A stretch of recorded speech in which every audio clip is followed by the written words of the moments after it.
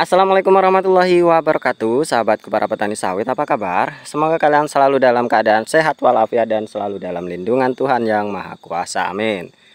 Teman-teman, pada video kali ini saya akan sharing tentang dosis pupuk ala petani kecil.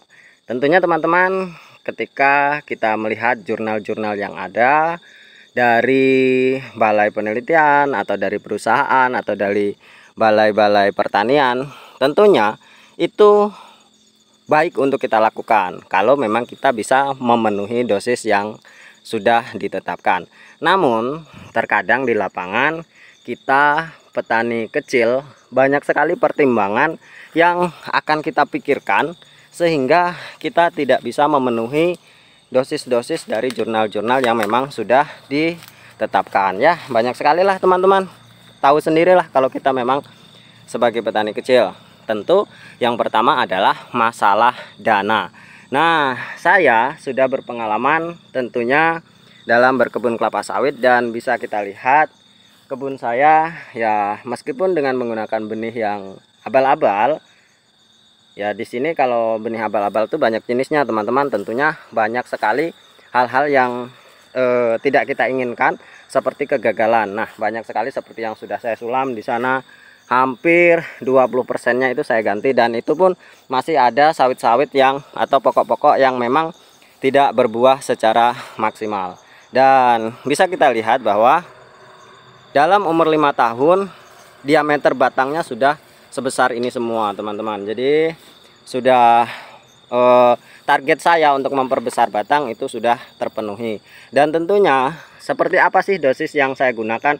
Apakah saya menggunakan dosis dengan sesuai dengan jurnal-jurnal yang memang sudah dianjurkan oleh balai penelitian atau dari perusahaan seperti itu? Tentunya ya tahu sendiri teman-teman, keadaan kita sebagai petani yang baru mulai merintis, yang memang belum memiliki kebun yang menghasilkan yang banyak, atau memang hanya memiliki seberapa petak tanah saja, dan itu pun masih itu yang ditanam, belum ada yang menghasilkan.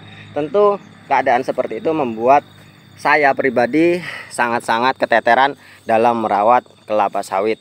Dan apa yang saya lakukan dalam mindset saya, teman-teman, prinsip saya seperti ini: saya harus memupuk kelapa sawit karena saya tahu bahwa kelapa sawit tanpa dilakukan pemupukan maka hasilnya tidak akan berimbang atau tidak akan sesuai dengan apa yang kita harapkan, seperti itu teman-teman.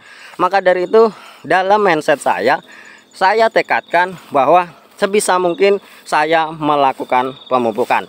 Dan dari literasi yang saya baca dan dari pengalaman-pengalaman yang saya sudah lakukan, jadi seperti ini konsepnya teman-teman.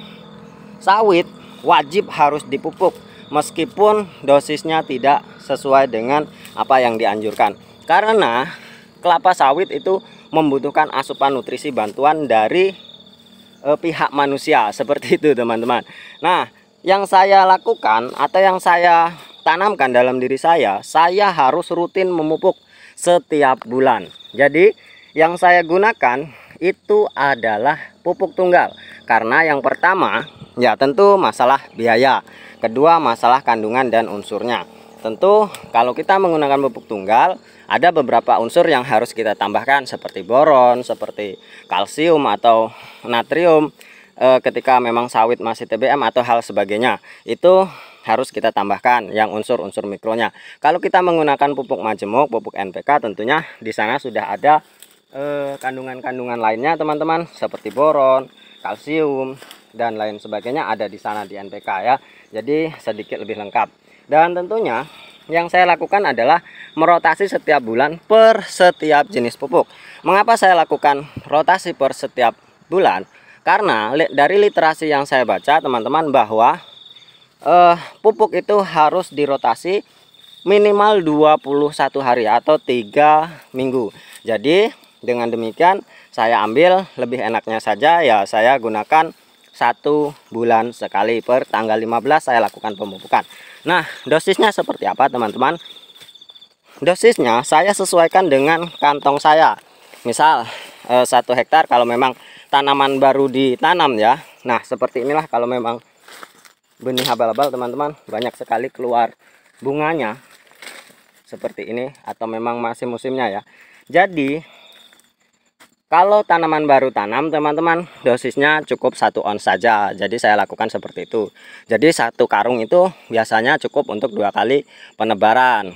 Ketika nanti umur sudah 6 bulan ke atas, saya naikkan dosisnya menjadi 2 on hingga 3 on. Dan kemudian ketika sudah 1 tahun, jadi saya naikkan lagi menjadi 3 on hingga 5 on. Seperti itu terus teman-teman. Dan ketika sawit sudah dewasa seperti ini, memang sudah menghasilkan, saya upayakan per batangnya 1 hingga 2 kg. Namun untuk saya saat ini, saya masih menggunakan 1 kg hingga 1,5 kg seperti itu teman-teman. Jadi itu yang saya lakukan. Jadi intinya apa teman-teman? Intinya ketika kita ingin memiliki kebun sawit yang berkualitas, kita harus melakukan sesuai dengan konsep yang ada, yaitu wajib melakukan pemupukan meskipun dengan dosis yang semampunya. Jangan sampai tidak melakukan pemupukan sama sekali teman-teman, meskipun dalam 1 bulan itu kita hanya mampu membeli 1 kantong saja atau 1 karung atau 50 kg. Ya, itu tebarkan saja, walaupun meski kita menebarkannya hanya 3 on per batangnya seperti itu. Jadi intinya adalah bahwa sawit memang memerlukan asupan nutrisi meskipun itu tidak banyak. Jadi jangan dilalaikan teman-teman. Untuk dosis-dosis yang lainnya ya sesuaikan dengan kantong kita. Kalau memang sawit kita sudah menghasilkan seperti ini, sisihkanlah 30% untuk perawatan. Nah, 30% itu gunakanlah untuk perawatan, pemupukan dan lain sebagainya.